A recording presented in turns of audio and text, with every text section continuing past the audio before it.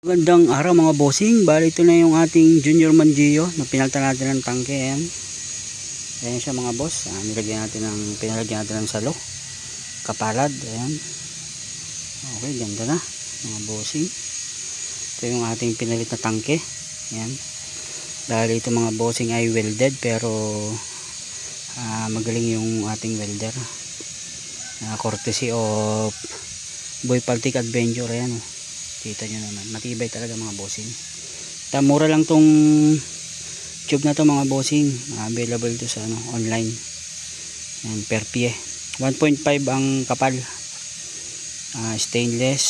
Meron siyang SIM, hindi siya seamless. Pero 1.8 lang ang ating kinakarga dito. 2K pinakamataas na, 1.8 yan na ating kinakarga. Yung pinakatangke niya dito mga bossing, yung kanyang power plant na tinatawag. Manipis yun mga boss, kaya ang ginawa natin, sinagad natin yung putol. Pinasok natin dito. Sigurado hindi sasabog. Hindi niya kasi kaya yung 1.8. Kaya pinasok natin dito sa aluminum, sinagad natin yung putol. Hindi naman siya puputok yan. Kasi naka-enclose siya nito. Kaya safe pa rin yan. Pero kung halimbawa magputol tayo dito, delikado. Kasi yung itong nasa labas maaaring pumutok, sumabog. Tested na namin to, 1.8 PSI mga bossing. May karga siya ngayong 1K. Yan mga boss, ang isang kagandahan nito, isa na lang o-ring niya kasi ito ay nakahinang, welded.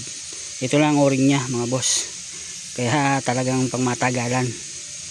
Lagyan mo ng bito na o-ring to, taon bago yan sumingaw.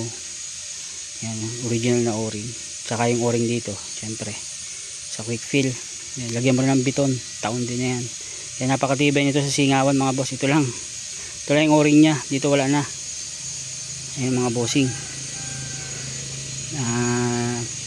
Tira nating count shots sa mga susunod na video. Dito na lang muna mga boss. Maraming salamat. Pag magko-convert kayo, lagi nyo isa lang alang ang safety mga bossing. Yun, paalam.